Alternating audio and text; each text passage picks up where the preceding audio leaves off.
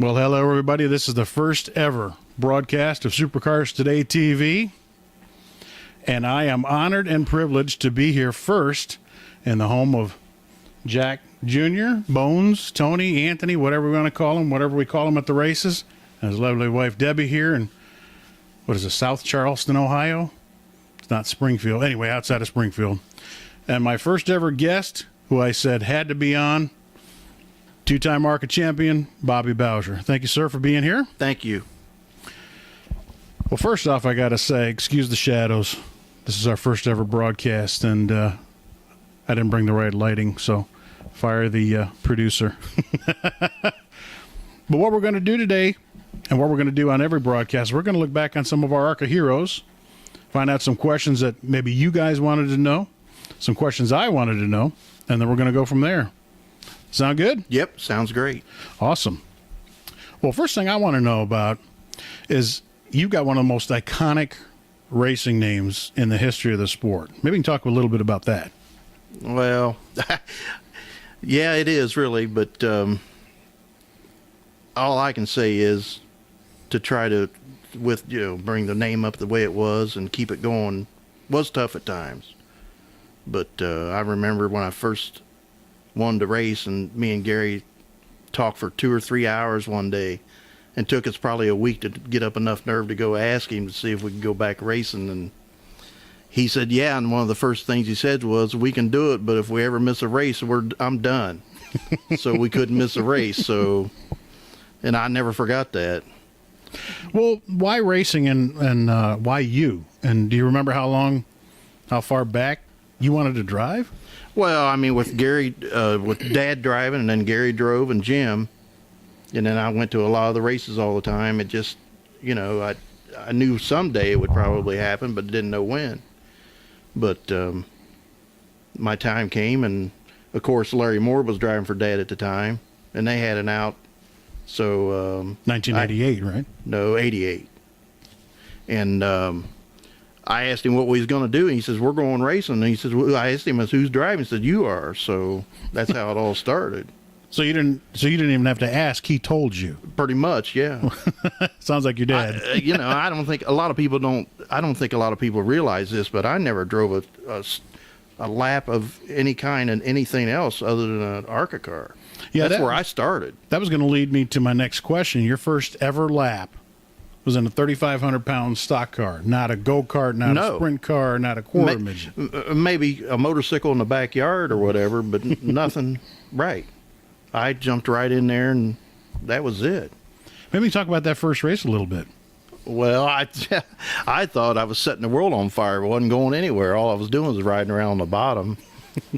But that was at Killcare, and yeah, I thought I was really going, but I wasn't going nowhere. And then I think the next race was at Auto City, I believe. And I went out the first time and come back in.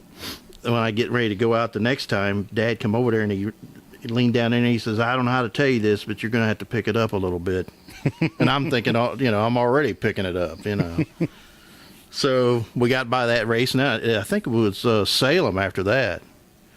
I think I don't remember where I finished, 12th maybe. Oh, I won my heat race, believe it. I think I won my heat race. Of course, we was in the third heat race, but I did win that heat race. Better than nothing, right? Right. And the fourth race was Pocono. And he had decided we weren't going to go to Talladega the week after Pocono. That was in the summertime when they used to run Talladega right after Pocono. And we went to Pocono, and I think I finished 9th on the lead lap. And he said, to hell with it. Let's just go to Talladega. So the Talladega was my 5th race ever. Describe that race, if you would. I can't imagine. Well, it was... What, 4th, 5th race? Wow. Well, see, Killcare, Auto City, Salem, Pocono, and Talladega. But yeah, I mean, when I first went out to Talladega, I thought, I don't know how this is going to work, because when they, you go down the backstretch and you see that bank, but actually it kind of seems like it's banked the other way. And you got to convince yourself not to lift the foot off the throttle. And it took a few laps, but then after you got over that hurdle, then, went on to the next step. Now, your dad didn't drive at Talladega. Did he give you any advice there? Or? Gary drove a few laps at Talladega. You know, Dad wasn't really that hard on me, to be honest with you. He would ask me every once in a while. He says, "What's it doing?" or "What do you think?" And if I told him, I said, "Dad, that's probably all it's got right there." He said, "Okay." He wouldn't say a whole lot. Now, it's a good thing he didn't have a radio. I don't think that was our plan. Me and Gary's plan was not to give him a radio, because we knew it. Like at Toledo, it was a lot of times Gary would tell me after the race that Dad kept coming over and bugging me and wanting me to tell you to slow down. Well, how in the hell you slow down?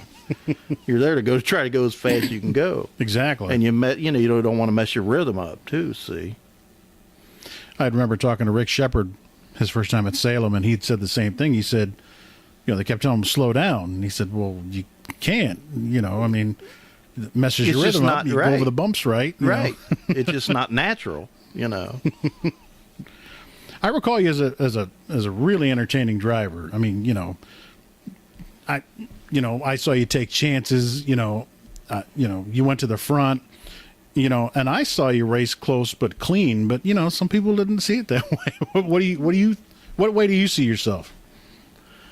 Well, there was a few times that it may have looked like I was being over aggressive, but I was just going. I mean, the Rulo brothers always give me a hard time all the time. Like, I was always running in the back of Weltmeyer all the time. And Gary come on the radio at Toledo and said, "Hey, ARCA said if you hit him one more time, they're going to black flag you." I said, "Gary, I hadn't even hit him yet." It may have looked like I was, but I wasn't. Now, Weltmeyer, you can ask Weltmeyer about that. But, if you don't take a chance and go for it, you just ain't gonna make it. That's what I did. I went for it. Sometimes I didn't, and it depended on what was at stake on what was bringing home too. Now, you told me before though that sometimes you would race to think about the next race. Right. I got to bring it home. That's exactly right. It's kind of, when you told me that, I was kind of surprised to hear that, because I always felt you guys were going to the front. Well, I mean, there was a lot of times when you knew that you wasn't going to get to the front, you had to try to race a little differently. And that was to finish and make it and go to the next one. Because now, if we was fast enough and was able to run at the front, then I would take more chances than probably Dad would want me to take. But you had to use your head too. Well, plus you were fixing this stuff too. Right. Painting it and, straightening it. And right. You and Dad got to ride home in the same truck. Sometimes. Well, right. But people also don't realize that you raced full time. Right. And there was a lot of times we'd have 2 or 3 cars ready to go at the same place. And that was pretty much all the time. And Dad wouldn't let us leave the driveway if that wasn't the way it was. So, and he absolutely did tell me and Gary that he was fine with the idea, but if we ever missed a race, he was done. Meaning, if we wasn't ready to go. And I can't remember if it was, it might have been Kill Care, either the first or second year, we got tore up pretty bad, and we had to stay out there at the shop all night to go to Toledo. He says, "What are you guys doing?" He said, "Well, we're going to go to Toledo tomorrow." And he figured we wasn't, but we did. And then I think Toledo rained out, or it was Flat Rock. I can't remember which one. But no, we never missed one. We come close a couple of times, but we never missed one. And you were going to try his patience or try his word, huh? No.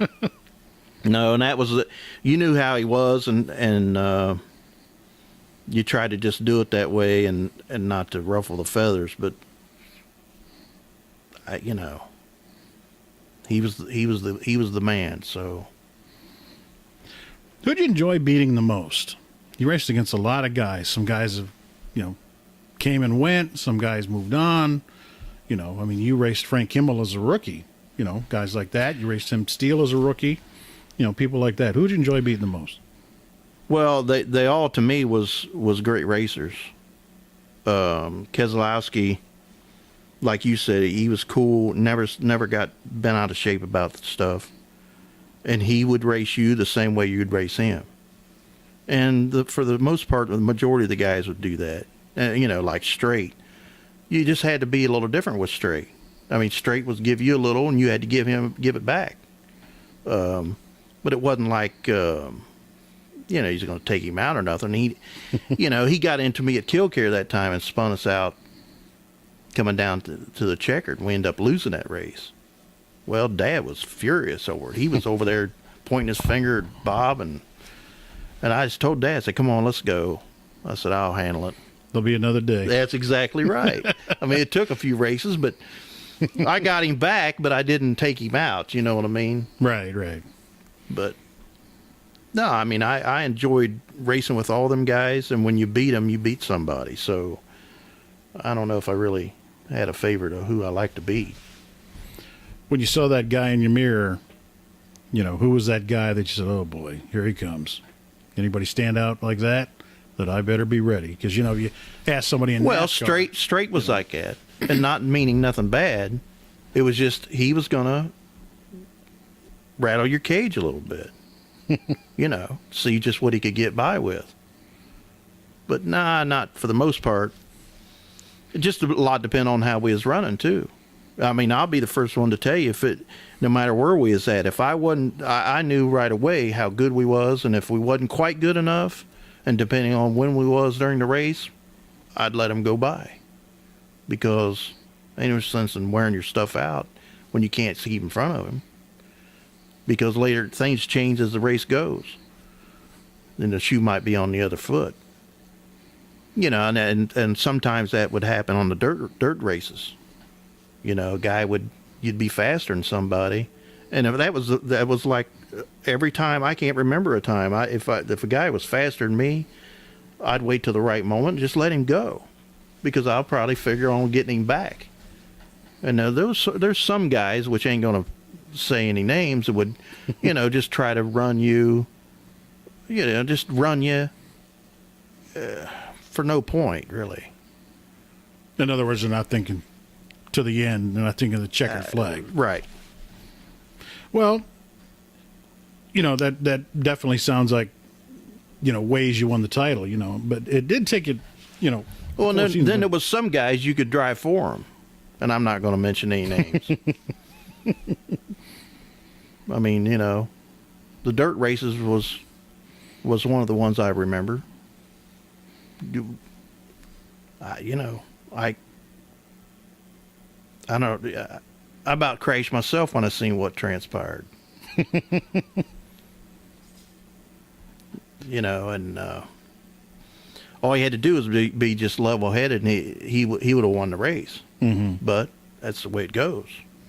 Now, I think I only led, and them 2 wins I had at Springfield, I think I only led a couple laps. Yeah.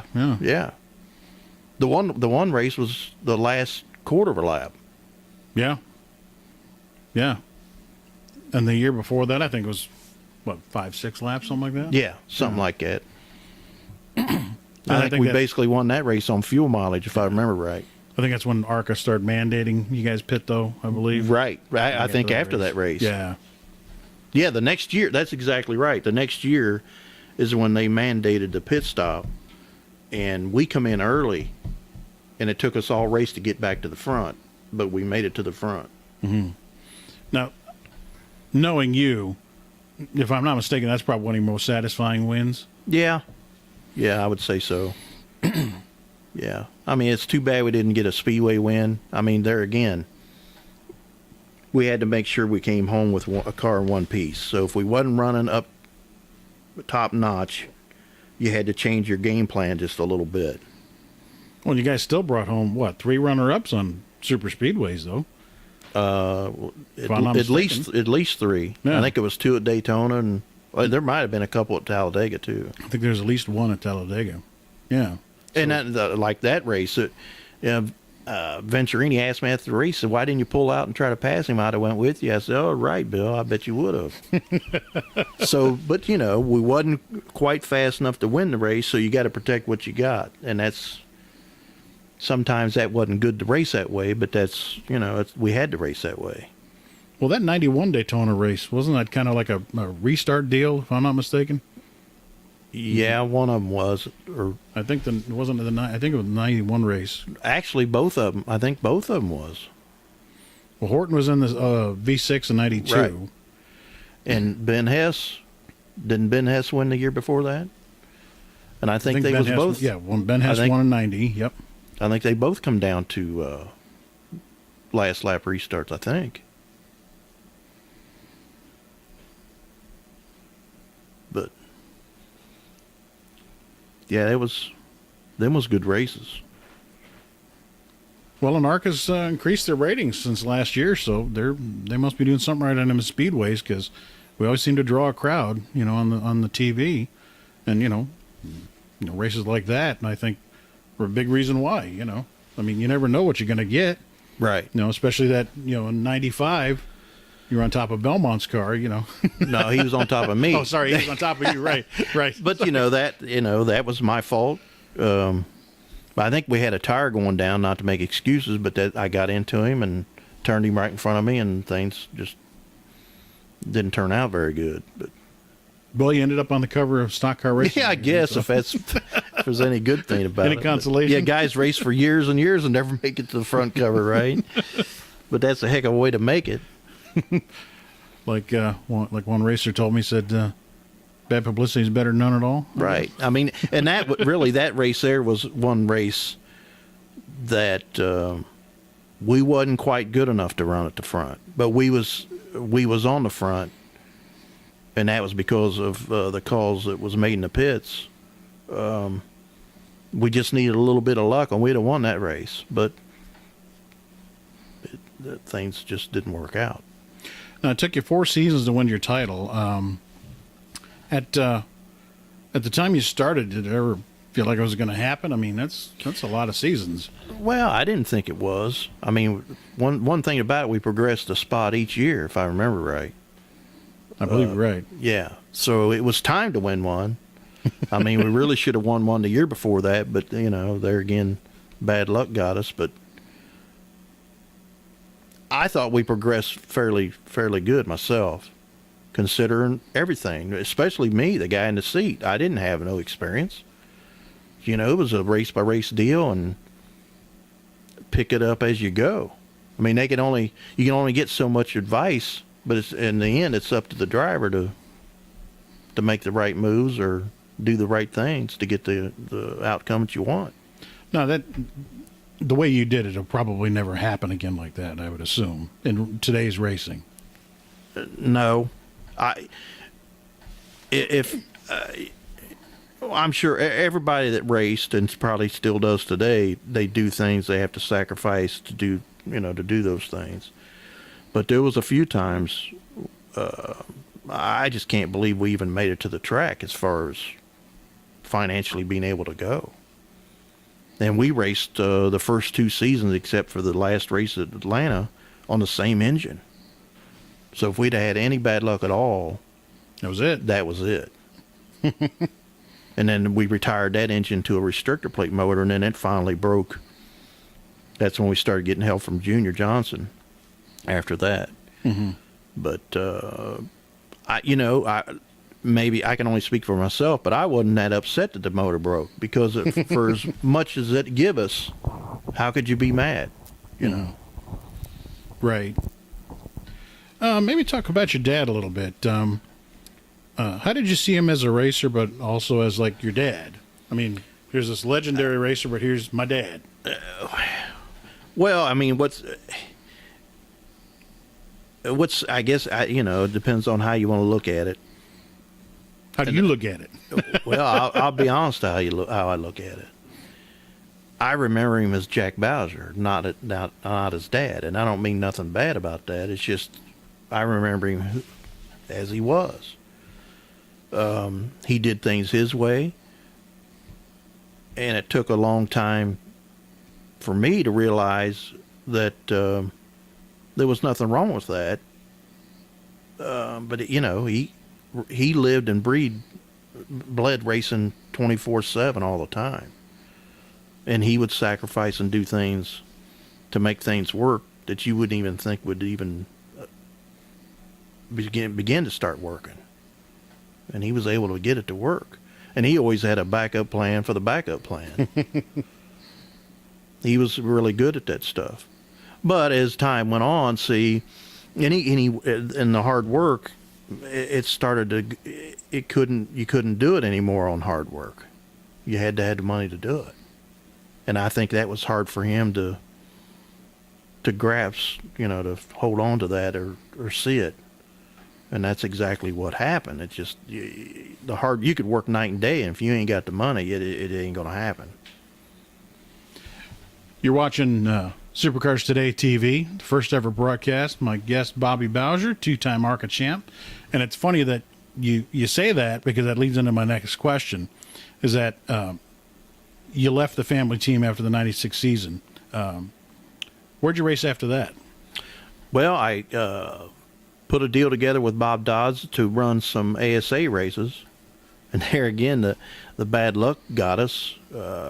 We went to Memphis, and 2 days later, 9/11 happened. And that just killed the whole deal. I mean, it just killed it. And then I rebuilt one of his ARCA cars and tried to run a few races, but wasn't very successful. But gets back to the money end of it. I was watching that IRP ASA race the other day on YouTube, and it's kind of odd to see you not in the top 20, but you eventually have finished. I think you finished 15th, 18th, something like that. So something like that. I can't remember. I think that was your best showing in ASA, if I'm not mistaken. Yeah, and we was running pretty good in the Winchester race, the 400 lap race, until we broke a drive plate, I think. But